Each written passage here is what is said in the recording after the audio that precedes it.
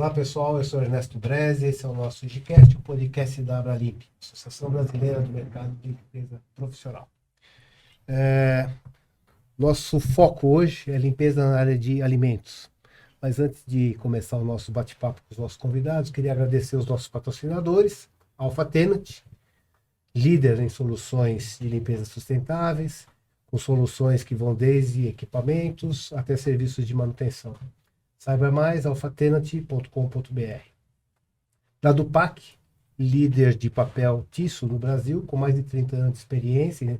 Uma trajetória bastante longa. Acesse dado.com.br. InService, referência em facilities, oferece soluções integradas de serviços de limpeza e infraestrutura. Visite o site inservice.com.br. E SAMI, desde 1995, oferece serviços de mão de obra especializadas em facilities. O site é sami.com.br.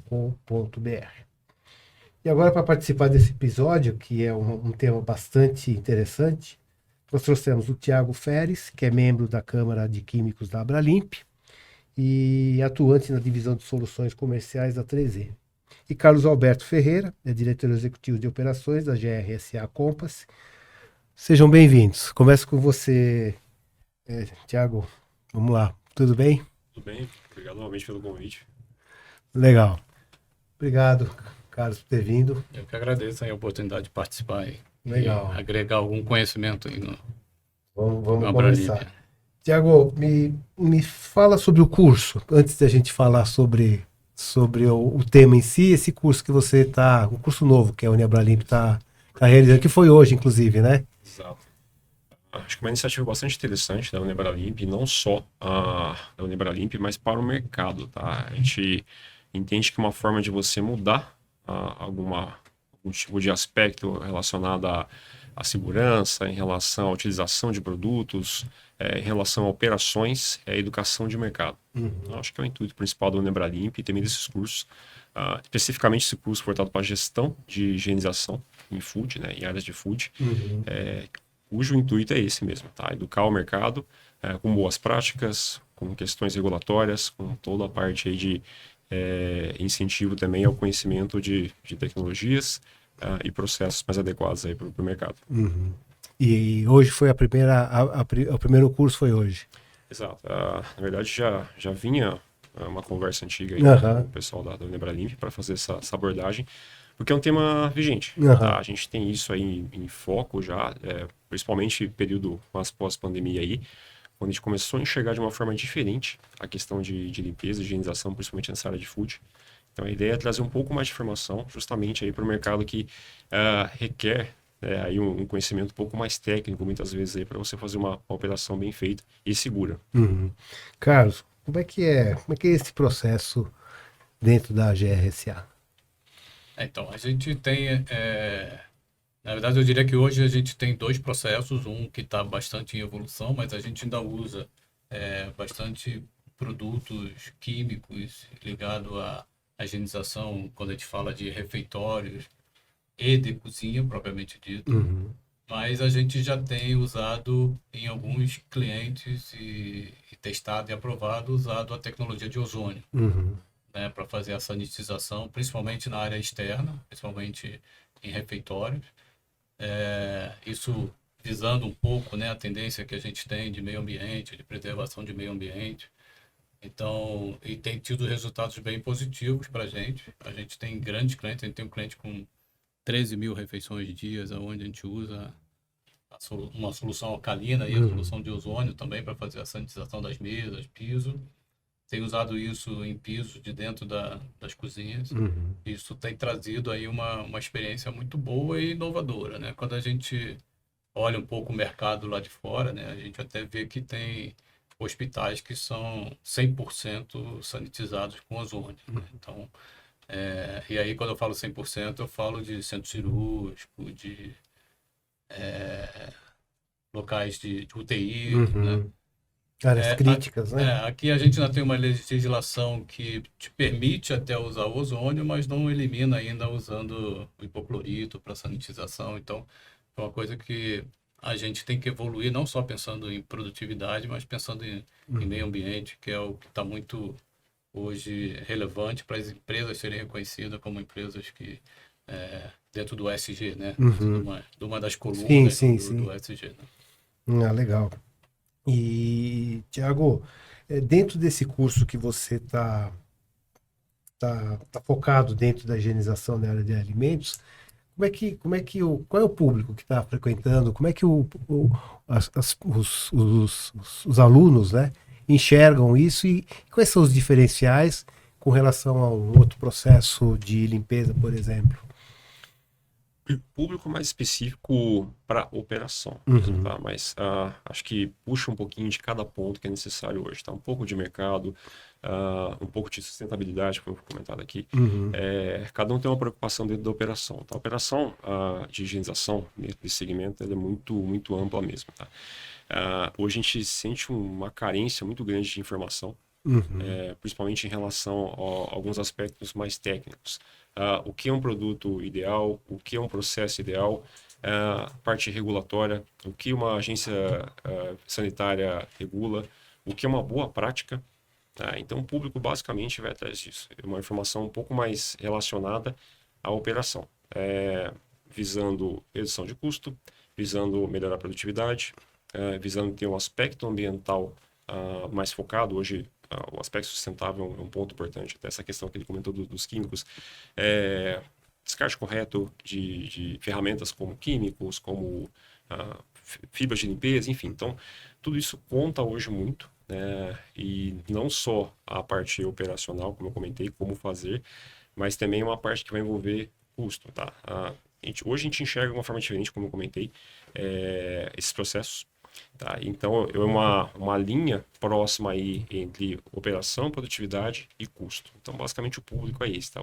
Voltado para cada um no seu ponto ali, uhum. é uma informação mais geral possível em relação à higienização. Quando eu falo gestão, é isso. Tá? Hoje em dia não é mais um processo operacional simples, hoje é uma gestão dos processos. Tá? Eu não consigo trabalhar isoladamente em cada etapa. Então, cada etapa ali tem uma gestão e uma gestão que eu consigo trabalhar de uma forma conjunta.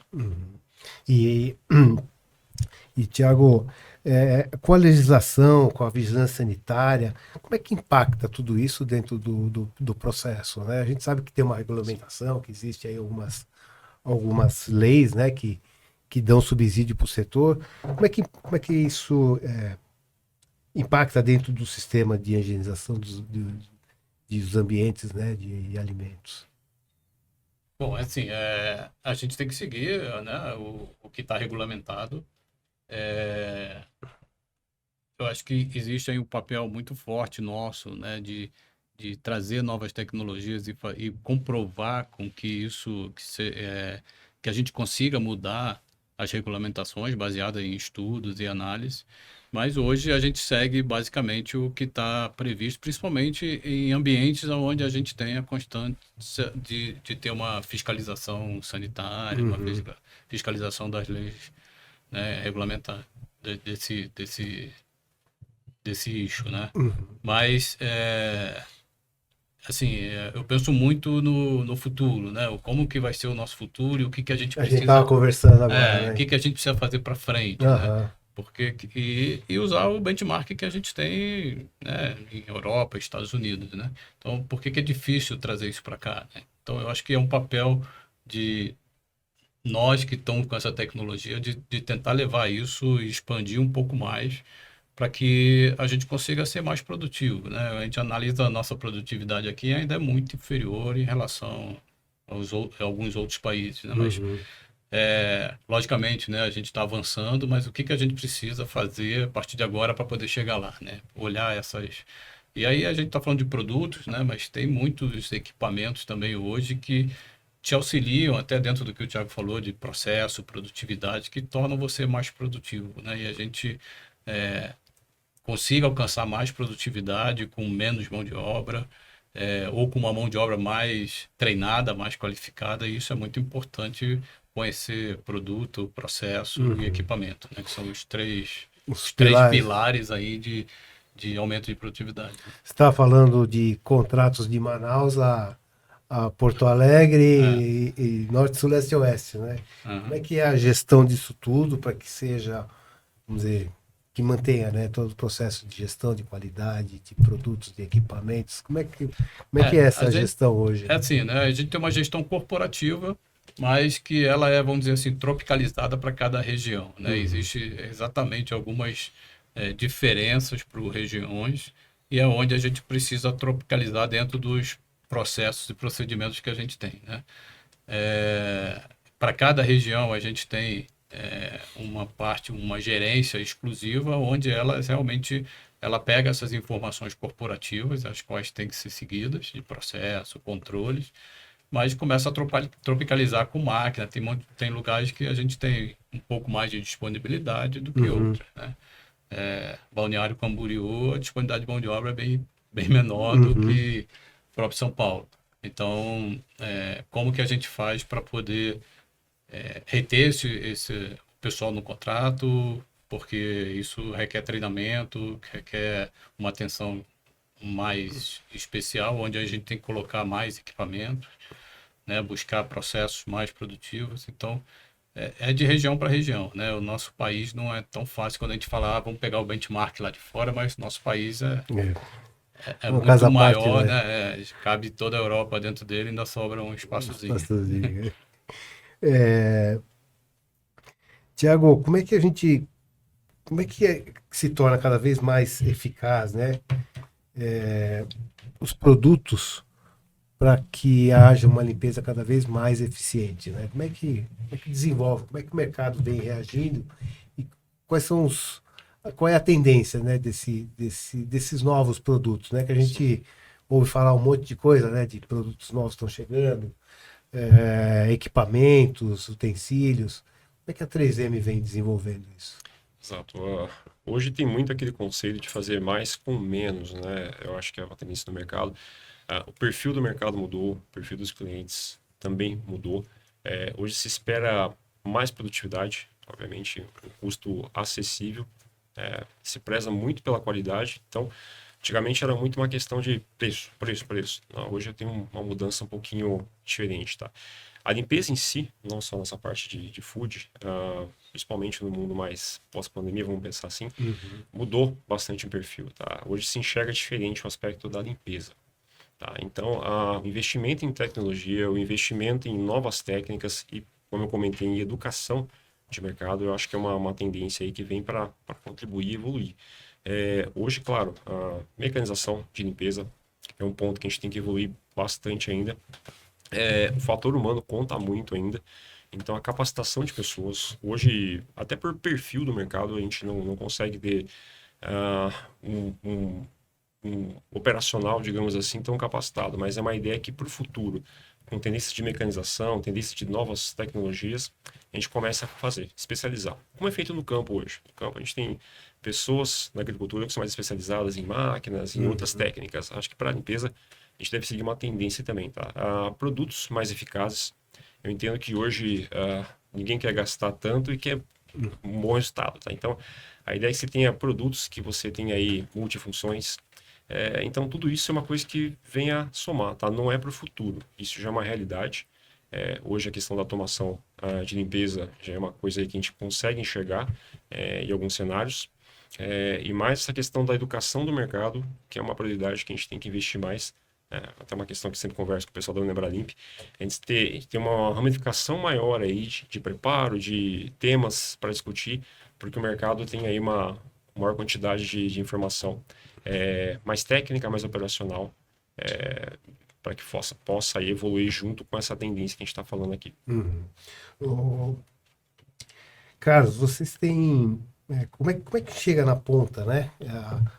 A parte de treinamento, a parte de informação para o funcionário. Quer dizer, você está espalhado, você já falou que é meio regionalizado. A gente sabe que existe aí regiões que são mais específicas. Mas a ideia é levar o mesmo conceito para todos os colaboradores de uma forma distinta ou... Não, a gente tem um treinamento que é corporativo, que ele passa por ser um treinamento comportamental, que para o nosso público é muito importante esse treinamento comportamental. Ele faz com que você até venha a reter mais funcionário quando ele conhece a tua empresa, conhece os teus processos, a tua forma de compliance e tudo. Então, a gente tem um comportamental que é corporativo. E os operacionais, eles vêm de demanda das pontas. Uhum. Então, eles vêm para que a gente tenha um corpo técnico onde a gente demanda, dar esse treinamento com corpo técnico para o pessoal da ponta. E aí é em função de cada demanda, porque cada contrato exige, tem uma sua especificidade. A gente conta muito, né, como o Thiago está falando, com treinamento, principalmente de fornecedores, né, tanto para equipamentos como para produtos. Eu acho que isso vem agregando bastante no operacional, né? A gente não faz toda implantação de contrato, a gente tem uma gama de fornecedores dando São treinamento parceiros que já são parceiros e que têm essa visão exatamente que o Thiago está falando, que a gente precisa de pessoas cada vez mais treinadas, né? E aí o nosso grande dilema, né, é o nosso turnover, porque a gente tem uma mão de obra massiva que você, né, Você acha que esse é o grande desafio? esse é o grande desafio, da gente treinar as pessoas, né, e você reter elas.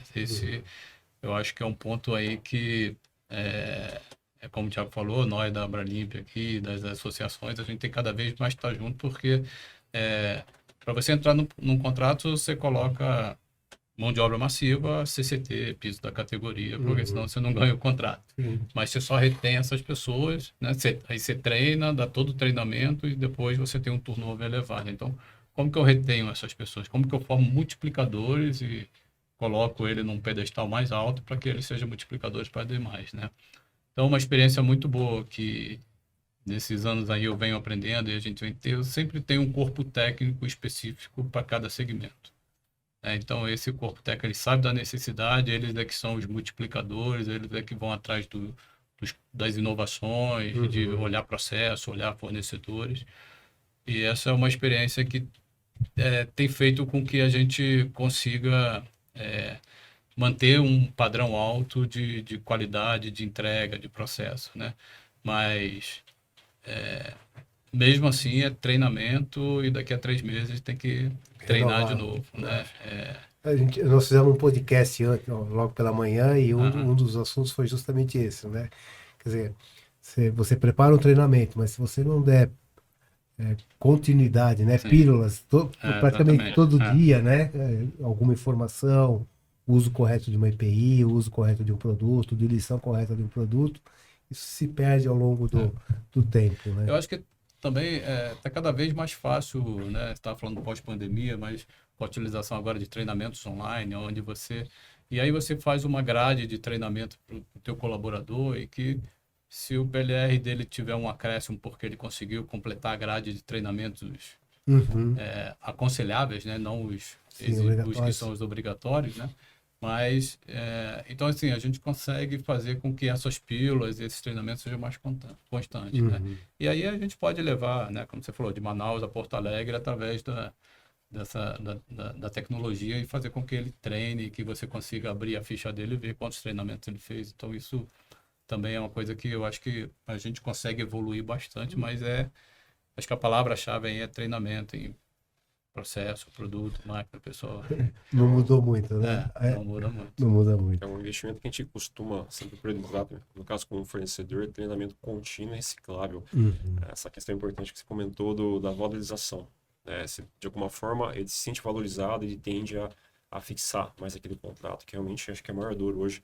Até para fornecedores, eu desenvolvo um processo, uma tecnologia, como a gente está falando aqui, uma inovação, e eu não consigo fazer aquilo vingar, porque muitas vezes eu não consigo ter ali uma forma de proliferar aquela informação. Então, essa questão de trabalhar sempre na educação de mercado, trabalhar com equipes, pontos focados ali ou dedicados por demanda, é importante. Acho que a gente consegue quebrar um pouquinho desse problema aí e evoluir. Eu acho que é o desafio para qualquer empresa, né? Hoje, né? Ter a equipe, né? Motivada 24 horas por dia, fazendo aquilo que tem que ser feito. E aí, quando eu comento, né, dos treinamentos comportamentais, eu acho que é importante por isso, né? Saber que o nosso funcionário lá na ponta, ele é tão importante quanto o funcionário do nosso cliente, né? Não importa se ele está fazendo limpeza ou se ele está atendendo, levando refeição para um paciente, mas a importância dele. E aí a gente tem que valorizar muito o que é o valor para a gente, né? Na limpeza, por que a gente limpa? Para aumentar a produtividade dos nossos usuários, né? O que a gente está fazendo em hospitais? A gente está ajudando a recuperação do paciente. Então, eu busco sempre intensificar muito o que a pessoa está fazendo ali, qual é o valor que ele tem que levar, né? Ele não está ali limpando simplesmente, né? Sim. Tem um valor agregado maior por trás disso, né? Isso faz com que, né, essas pessoas comecem a se sentir importantes. Então, esse é o lado comportamental e tem o lado operacional, né? Então, os dois juntos vem fazendo com que a gente fixe mais as pessoas em contratos, né? Mas ainda é um grande desafio. Como é que é feito todo esse processo de higienização, por exemplo, das cozinhas? Então, a gente tem produtos específicos de fornecedores e, então, assim, a cada produção a gente usa... Tanto por exemplo, no hospital também você produz e entrega nos quartos. Sim. Uma indústria, por exemplo, você também produz no local e tem aí o self-service e os refeitórios. Em hospital a gente tem, né, as dietas do paciente, que geralmente são entre 3 a 5 dietas diferentes do paciente. Essas dietas elas são recebidas de uma forma diária, né, porque depende da prescrição médica. A gente tem o refeitório dos colaboradores. Aí é um refeitório, é como se fosse numa indústria, mas é um número bem reduzido quando a gente compara com a indústria. E a gente ainda tem alguns produtos que são dados como produto extra, né? Que tanto o paciente como o acompanhante podem solicitar, né? Então, na verdade, quando a gente olha para a indústria, né? Você tem um cardápio com uma opção praticamente durante o dia e é aquele, né? Quando você olha para hospitais, você olha para uma indústria dentro da cozinha do hospital, porque desce a prescrição médica e você tem que produzir praticamente na hora, né? Então, quantas dietas são com sal, quantas são sem sal. O cardápio do colaborador a gente consegue fazer e os extras a gente tem que atender. Então, a gente tem mais ou menos uma linha de montagem praticamente dentro de hospitais. É bem interessante. Complexo. Complexo e cada vez mais a gente está buscando aí como que a gente consegue ter informação para poder ser mais assertivo e ter menos desperdício na ponta, né? Quando a gente fala de ser sustentável, né, de sustentabilidade, a gente também tem o desperdício de alimento, que é muito importante para a gente. Então, como que eu tenho informação de como está a ocupação do hospital, quantas dietas estão descendo, qual é o histórico dos últimos meses. Então, trabalhando um pouco com isso, né, usando um pouco da inteligência artificial aí para nos ajudar a ser mais assertivo e cada vez ter menos desperdício. E, logicamente, tem aí o apelo de custo também, que cada vez mais estamos pressionados e a gente tem que buscar solução, né? Não adianta somente se lamentar, né? A solução tem Milagre a gente consegue, mas até um certo ponto, né? Ah, meu Deus. Carlos, a gente fala muito em tendência aí de máquinas, equipamentos, né? O que eu tenho percebido, assim, cada vez mais as empresas também estão investindo em equipamentos mais compactos.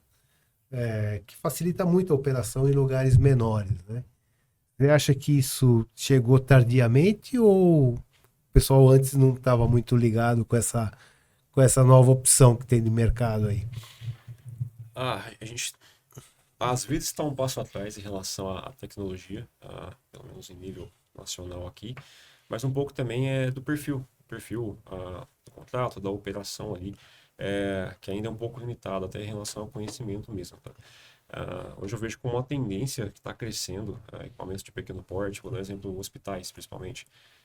Você consegue entrar e fazer uma limpeza periódica, uma frequência até maior do que você fazia antes, porque o impeditivo era justamente você ter uma máquina, uma operação ali. Sim, sem dúvida. Então isso tem evoluído bastante nesse sentido. Como comentou, um pouco tarde, mas tem acontecido sim. Eu acho que não só isso, como esse ponto aí da mecanização, mas também outras tecnologias que estão por vir aí em relação à própria utilização de ferramentas, por exemplo, químicos, como ele comentou do ozônio, enfim, são soluções que fora do Brasil já tem um ponto mais fixo aí com uma solução consolidada, e aqui no Brasil a gente ainda trabalha com químicos, com ferramentas ainda um pouco commodity, tá? Então a gente ainda tem uma questão do fazer mais com menos, que a gente está comentando aqui, é muita pressão para se entregar um contrato ali justo em relação a preço, e muitas vezes isso entra na conta. Até quem tem o conhecimento de uma mecanização como essa, uma máquina de pequeno porte, muitas vezes fica caro colocar naquele contato. Uma enceradeira, ela faz a função, digamos assim, e você dá seguimento, tá? Mas eu acho que isso aí, quando você começa a colocar na ponta do lápis, hora homem, produtividade e principalmente a entrega, a gente está falando com clientes. Somos fornecedores, mas tem os nossos clientes. Você começa a entregar qualidade, então isso começa a fazer um pouco de diferença também. É fazer mais com menos que eu falei, né? Então eu consigo entregar produtividade, qualidade e de repente eu começo a enxergar um pouco menos o custo. O Carlos, você percebe que hoje nos contratos existe uma tendência maior de ter uma mecanização mais pesada ou não? Eu acho que assim, o problema que a gente passa aqui é que a gente recebe muito bid pronto. Então, eu acho que isso tem uma razão, que a gente pode até comentar, mas é assim, a gente não tem a possibilidade de você colocar a tua expertise dentro de um projeto onde você precisa fazer uma higienização, por exemplo, né? Então, isso vem muito com exigências de equipamento, exigências de processos, e aí, muito às vezes você vê num bid uma exigência de um equipamento onde você poderia fazer com um equipamento menor, de menor custo e com uma produtividade que seria o suficiente para atender, né? Então, isso eu acho que, né, a gente tem empresas que têm essa expertise e traz isso para dentro do projeto, dentro do contrato, e tem outras que não. Então, a gente estava falando aqui um pouco, né, nos bastidores de número de pessoas, né? O número de pessoas tem que ser referência, mas se eu coloco mais ou menos equipamento porque eu tenho um poder de investimento e sei que isso vai trazer um benefício depois, né? Então, eu acho que a gente precisa repensar um pouco no modelo, né, de quando tem uma concorrência, um bid para um contrato novo, de receber já a especificação praticamente, né? O que eu gostaria de receber é quantos metros quadrados tem e qual tipo de piso, e deixa que a frequência eu tenho expertise. Eu vou colocar um sensor para saber se aquela sala de reunião teve movimento ou não, e para limpar ou não, isso é um projeto que, se eu tiver know-how, eu vou colocar isso, eu vou agregar para ser mais competitivo, né? Eu acho que a competitividade entre preços está por aí, pela deixar com que o fornecedor entregue a sua expertise, né? Então, assim, tem muita tendência de mecanizar hoje, mas existem equipamentos muito mais produtivos e que seriam melhores colocados e talvez com custo-benefício menor se a gente pudesse optar por isso, né? Eu enxergo que tem uma tendência aí de mudança, mas aí quando você vai fazer, você recebe um bid de um jeito, mas quando você vai fazer a visita técnica, tem algumas recomendações que você vê, putz, se eu não seguir essa recomendação, então aí a gente deixa para uma etapa mais à frente para poder tentar convencer aonde a gente consegue trazer um pouco de expertise para dentro do projeto. E, Carlos, as empresas hoje, de uma maneira geral, quando vai na indústria de alimentos, né, ela tem que ter alguns cuidados específicos, né? Pode comentar um pouquinho como é que as empresas têm que se preparar para, por exemplo, fazer uma vistoria técnica, né, numa indústria de alimentos, e quais os detalhes que ela tem que observar para orçar de forma coerente quando já não vem tudo pronto, que nem o Carlos falou. Esse é um ponto. Cabe questão de custo, cabe a velha cultura da empresa, isso tudo conta, até para a formação de um mídia, algo assim. E regras, muitas vezes se segue algumas boas práticas de uma própria Anvisa, tá? Numa indústria alimentícia. Então, isso de certa forma fica um pouco pronto, tá? Então, quando você vai tentar entrar com uma inovação, um processo diferenciado ali, primeiro você tem que tentar quebrar um pouco dessa cultura, dessa cadeia, independentemente de custos, tá? É um processo muito técnico hoje em dia. Você conseguir fazer um trabalho diferente, uma inovação dentro de uma indústria alimentícia, qualquer ambiente que envolva a limpeza aí. Ter ferramentas técnicas, que acho que é uma coisa que o mercado evoluiu bastante, ajuda bastante. Não só na mecanização, como produtos mais commodity mesmo. Hoje o mercado começa a olhar um pouquinho mais, como eu comentei, para a qualidade. Ainda há setores mais engessados, como a gente está comentando aqui dos bits, que você não consegue quebrar aquelas determinações ali. Mas hoje você tem uma visão um pouco mais aberta de alguns segmentos, principalmente a área alimentícia aí, prezando qualidade. Vou dar um exemplo aqui. Uma coisa que é um foco grande hoje é segurança alimentar. Então, tanto numa indústria, um frigorífico, por exemplo, eu não posso ter contaminação. Se eu contaminar uma linha ali, eu paro um prejuízo absurdo até você reauditar aquilo, você recondicionar para a produção, ao mesmo uma cozinha industrial. Enfim, hoje você tem uma preocupação muito mais elevada com segurança alimentar. Então, você tira um pouquinho, às vezes, o foco daquilo que é uma solução que me atende e começa a colocar o foco naquilo que é uma segurança para o meu processo. Tá? Então, isso é uma cultura que já mudou um pouquinho dos anos para cá. A gente tem sentido essa evolução, até como fornecedor mesmo de produtos, mas é uma coisa que tem que ser trabalhada como educação de mercado, enfim. A qualidade é uma coisa que faz diferença. Não é o barato, mas também não vai sair caro se você prezar pela segurança num ambiente controlado como indústria de alimentos, um restaurante, uma cozinha industrial. Isso é fundamental, né? Esse controle do ambiente para vocês que fornecem refeições coletivas, é fundamental isso, né, A Carlos? palavra é exatamente essa, é segurança alimentar, né? Então, quando você pega a cadeia aí toda, né, de supply chain, você vê todos os nossos fornecedores passam por uma qualificação pesada, né? E você mesmo assim tem auditorias de qualidade, os processos produtivos são monitorados e numa produção de alimentos, né, a temperatura é fundamental, né? Então, tanto a temperatura que você está servindo o alimento, o gráfico temperatura-tempo, né, por quanto tempo, e até é um desafio quando a gente vai na área hospitalar, né, como que eu pego esse alimento e levo até o paciente na temperatura adequada, né? Então, são equipamentos específicos, são carrinhos térmicos que a gente consegue fazer com que chegue na temperatura adequada, né? Tem locais que, quando o carrinho chega no andar, eles são monitorados com que temperatura ele está chegando para a gente poder servir com a segurança alimentar. Então, e os demais pontos, né, tanto de limpeza, a gente segue as regulamentações vigentes, que é de limpeza, de frequência, até de treinamento, né? Então, uma vigilância sanitária visita uma cozinha nossa sem aviso prévio, né? Então, a gente não é uma coisa que dá para arrumar a casa quando tem visita, né? É a casa sempre arrumada. Até porque tem que estar arrumado, né? Não tem Tem que jeito, estar, né? não tem outra alternativa, né? Porque eu acho que tem que não só preservar a integridade física do alimento também, né? Mas chegar de uma forma para o consumidor Adequada, né? adequada, saborosa, bonita, né? Quando você faz, isso é fundamental, né? Dentro do processo. Muito legal. Carlos, o que você acha que vem eu só coloco sem fria, né? De tecnologia aí para o futuro? Você acha que vem alguma coisa mais maluca, entre aspas, para o nosso mercado, ou o mercado já descobriu tudo que tinha que descobrir? A gente fala hoje em IoT, inteligência das coisas, fala inteligência artificial, drone para alguns segmentos aí de vigilância, por exemplo.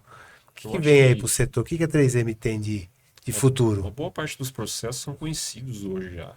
Claro, você evolui soluções, produtos, visando produtividade e segurança.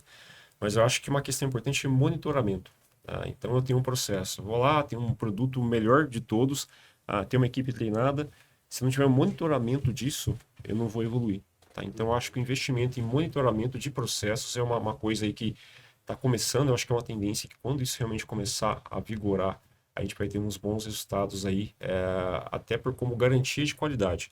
Qualidade e segurança. A gente está falando de segurança alimentar aqui, mas a qualidade do processo. Tá? Então, ferramenta hoje, como eu comentei, o mercado está quase saturado um pouquinho, independentemente da tecnologia. A gente hoje, como uma empresa de tecnologia, a gente tenta sempre evoluir, sempre buscar algo diferenciado.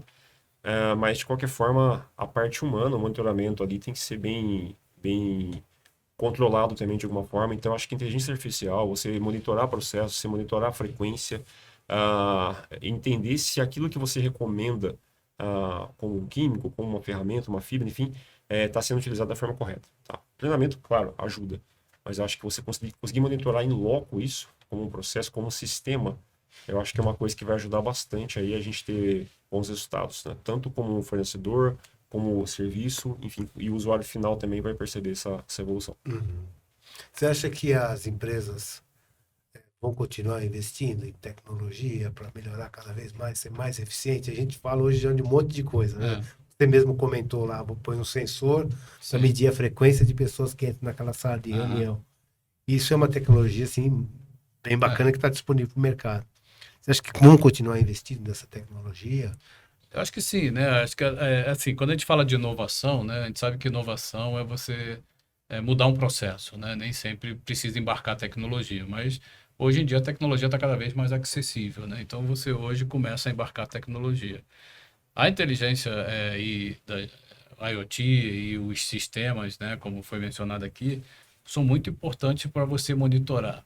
Agora, eu acho que o mais importante disso é que qualquer sistema, qualquer gerenciamento é um banco de dados, né? O que você faz com esses dados? Se você está monitorando um ambiente, está monitorando a vida útil de uma fibra, por exemplo, ou está monitorando a frequência de entradas em um banheiro, por exemplo, para fazer higienização, mas o que você faz com esses dados? O importante é você pegar esses dados e saber, ó, minha frequência maior é nesse horário, né? No outro, a minha frequência menor é esse. Então, eu vou fazer aqui uma Um otimização de ajuste, é. equipe, né? Porque a gente tem muito sistema, a gente está colocando muito. Ontem eu estava discutindo até com o fornecedor, até de sensores, e é assim: se você monitora isso tudo, mas não faz nada com dados, não pega os dados para transformar isso em ganho de produtividade, transformar isso em redução de mão de obra ou redução de custo para o cliente vai crescer, mas se ele vai crescer, não precisa botar mais mão de obra, vamos botar um pouco de tecnologia. Então, é, a grande dificuldade que eu acho que hoje tem é você pegar esses dados, né? Ter alguém que consiga pegar esses dados e falar, ó, vamos agora, eu já tenho aqui uma gama de informações, vamos trabalhar com isso, né? A gente está falando aqui de fibra e 3M, a gente sabe que 3M é muito mais duradoura do que outras, mas tem um preço um pouco maior. Mas quanto é a relação Sim, sem preço-durabilidade, dúvida. né? Então, essas informações que a gente precisa trabalhar para a gente poder cada vez mais tá tendo propostas, está tendo contratos competitivos, né? E lógico que eu sou muito a favor de proativamente você fornecer algo mais além do que está vendido para o teu cliente, né? Então, como que a gente faz isso? A gente faz isso olhando a operação, né? O conceito de design thinking vem você olhar a operação lá embaixo, né? Pegar a ideia do pessoal que está lá na ponta, trabalhando todo dia, 8 horas por dia. Que sempre tem Tudo soluções que criativas, sempre hein? tem. Então, assim, a gente precisa ouvir isso, precisa pegar esses dados e trabalhar com eles. Então, eu acho que a tecnologia aí realmente tem que vir para ajudar a gente a desenvolver o nosso segmento aí de higienização, de serviço, tanto com máquinas, pessoas, né, produtos. Isso, a Abralimp, né, através da feira, vem mostrando isso para o mercado, Sim. né? O ano passado, né, se não me engano, teve a feira e já tivemos um monte de inovação, né? A expectativa para o ano que vem é que realmente cada vez mais chegue, né, as inovações. E esse mercado, Carlos, é um mercado crescente, né? Como é que você vê o mercado, de uma maneira geral, a nível de volume, quando você fala em acessórios e produtos para esse mercado? Bom, a gente estava até comentando aqui, o mercado está, de certa forma, aberto. A gente tem um conceito até, quer dizer, como empresa de inovação, enfim, está preparado para receber tais soluções mais inovadoras, com uma performance melhor, independentemente do custo. A gente só vai saber se testar. É tecnologia. Vou colocar uma máquina autônoma. Está preparado para receber o cliente? Só se eu testar eu vou saber de certa forma, tá? Então, isso é uma coisa que a gente trabalha forte em relação até à inovação, tá? Pensando nos conceitos gerais aí. Como é que eu vou colocar alguma coisa que de repente o mercado não conhece? Como é que eu vou quebrar uma certa cultura? Então, volta aquele ponto da educação ali. Hoje, o nosso foco realmente é trabalhar em nichos, tá? De mercado, onde eu vou ter uma aceitação maior de uma tecnologia diferenciada, de um produto diferenciado. É claro, eu não vou abandonar um commodity, um volume, na Sim. verdade. E dentro desses nichos, aí sim eu vou evoluir com volume, tá? Então, a gente busca hoje muito trabalhar com um perfil que é mais fácil aceitar a tecnologia que eu estou introduzindo, tá? E esses são os replicadores para o resto. Vou dar um exemplo aqui que a gente tem no mercado, não só 3M, mas muitas soluções aí que você precisa ter uma base de referência. Eu vou colocar uma automação em um cliente, uma referência, que é uma referência para todo o mercado. Então, se der certo ali, de certa forma, ele replica. Então, Uhum. hoje eu acho que é o foco principal, tá? Em 3M como empresa de tecnologia que e parceiros que atuam junto com a gente. Vou trabalhar dentro de funções ou nichos específicos e dali eu vou difundir para mais, tá? Não trabalhar na cadeia ao contrário, tipo, tentar um volume num commodity. Isso é muito briga de preço, tecnologia às vezes não é uma coisa priorizada ali, a gente acaba retrocedendo um pouco, tá? Então, por perfil, a gente sempre vai ataca o nicho primeiro para depois chegar em todas as camadas ali que aceitarem também a tecnologia. Uhum. Tecnologia é um caminho sem volta, então, como a gente está comentando aqui, pontos de produtividade, segurança alimentar, monitoramento, tudo isso vai casar em algum momento e vai evoluir. Quando você pega a história dessas ferramentas que a gente está falando, um químico como era antes, a Sim. própria Anvisa mesmo pode dizer melhor que eu como era regulamentado antes, como é hoje, as boas práticas, as RDCs. Hoje você tem um controle muito maior de tudo, de processo, de fabricação, boas práticas de manufatura, enfim. Então, esse controle que você tem hoje vai acabar ajudando o mercado a evoluir por soluções de uma qualidade superior. Tá? Claro, ainda vai ter aquele balanço que a gente precisa fazer de custo, né? Então a gente também é pressionado por isso, mas de certa forma a gente entende que com a evolução do tempo, a própria história da 3M, por exemplo, a gente vê ali que os produtos evoluem, as tecnologias evoluem e o mercado, com o tempo, aprende a entender que aquilo é necessário. E tudo isso a gente acaba aplicando nos nossos contratos, né, Carlos? É. Essa tecnologia, essa disponibilidade que os fornecedores hoje estão preocupados, né? Eles querem cada vez mais oferecer produtos que consiga equilibrar, né? O custo-benefício e você ter lucratividade dentro dos Exatamente. contratos, Quando né? eu tenho um grupo lá que a gente trabalha com inovação, né? E hoje o que mais a gente ouve, né, quando a gente está visitando nossos clientes tá, o que a sua empresa, o que você consegue trazer de inovação, né? Uhum. Aí quando você volta com uma pergunta de qual é a inovação que te agrega valor, a gente tem um silêncio na sala por 30 segundos, que é quebrado pela gente mesmo, mas então assim, a nossa célula de inovação hoje, ela pensa em 3 pilares, né? Os dois primeiros são, primeiro, o que vai agregar de valor para o meu cliente, o que ele vai perceber de valor agregado. O segundo tem que ser o custo de viabilidade, o custo financeiro. E o terceiro, se a gente consegue embarcar a tecnologia hoje disponível, que está cada vez mais disponível, né? Uhum. Então, assim, a gente tem muitas ideias que chegam, mas o meu gerente lá, ele sempre pensa nesses 3 pilares, né? Então, e quando a gente está falando de serviço, a gente precisa entender o que realmente está agregando de valor e buscar essa inovação ou Uhum. colocar um equipamento que realmente está alinhado com o valor dele, né? E a gente sabe que hoje agregar valor pode ser qualidade, mas quando você chega no nível de qualidade pode ser custo. Então, a gente tem sempre eu com meu time, durante esses anos todos, a gente vem buscando sempre fazer essa pergunta sempre que possível com a alta direção da empresa. O que hoje te agrega valor? É qualidade, custo, disponibilidade de máquina sua, né? Quando a gente está falando de manutenção, quando a gente está falando de higienização.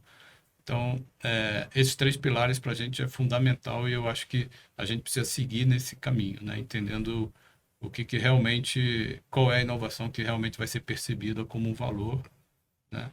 E aí, com isso, a gente tem que estar atento à gama de mercados com produtos que são oferecidos. Então, isso hoje a gente precisa cada vez mais com que essa área técnica, que é aquela que é multiplicadora também, mas que ela fique atento Sem ao dúvida. mercado e aí a ação com fornecedores nossa é direta Eu não abro mão de ter uma reunião com o fornecedor uma vez por mês para poder entender o que que tem, o que que vem de novidade. Uhum. E realmente eu acho que tem muita coisa que está vindo com essa pegada, né? Com essa pegada de agregar valor nas operações e onde os produtos, onde os equipamentos são alocados. Ô, Carlos, você. Quer dizer, é fácil para a indústria entender, quer dizer, a necessidade do seu parceiro, né? Quer dizer, desenvolver produtos, tecnologia, etc., que caiba dentro dos contratos, né? Que consiga, né, fazer o investimento. A indústria pensa nisso, não? Desafio. Aham. Tem dois pontos. Tem a dor do cliente quando ela existe, isso ajuda um pouco. Como eu comentei, aí ele vai acabar buscando um pouco de qualidade, vai Aham. entender que tem um custo, mas tem uma garantia. Aham. Ele pode ter uma dor de cabeça muito maior no futuro se ele não agregar alguma coisa ali que possa dar segurança para ele. Mas ainda é um grande desafio você trabalhar nisso, tá?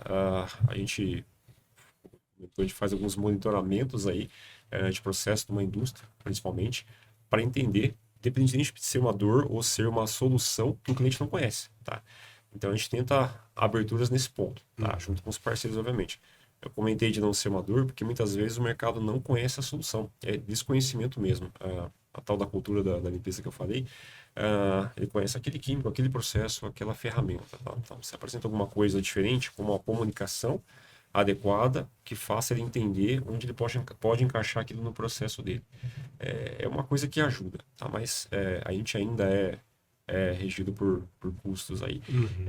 Independentemente de produto, tá? Não estou falando só um custo de limpeza. Sim, sim, sim, sem Tudo. dúvida. Sim. Mas no Qualquer geral. coisa. Pessoas, o que é fornecedor para ele em geral, enfim. Então, toda a cadeia produtiva, claro, vai ser gerenciada por custos aí e acaba impactando, de repente, no elo que não é tão forte, que é a limpeza.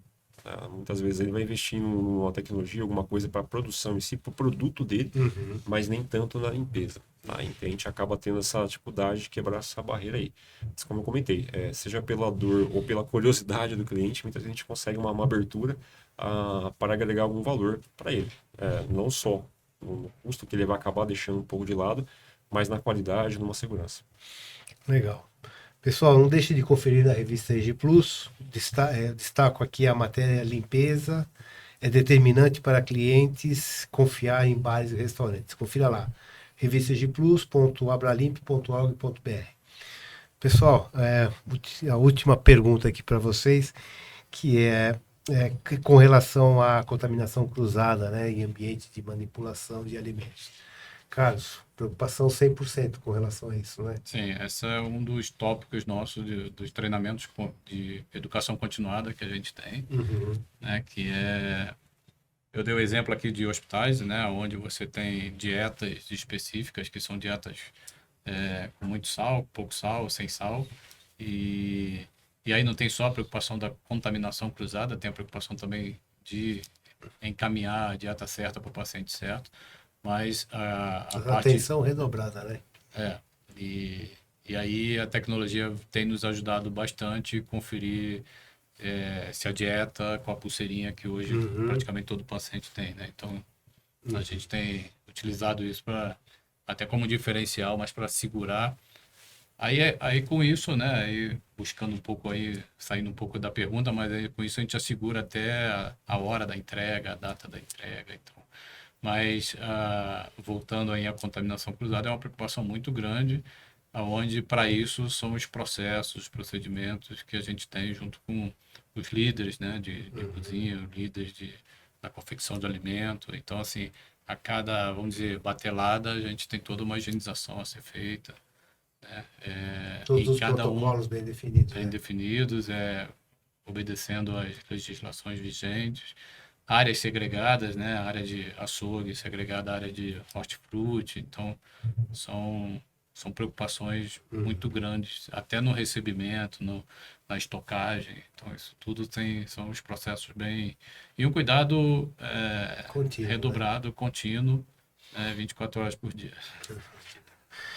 Bom, pessoal, estamos chegando aqui no final do nosso episódio. Queria as considerações finais, tanto do Thiago como do Carlos. Bom, primeiramente, agradecer aqui o convite e a oportunidade, com um bate-papo bastante produtivo aqui. Aham.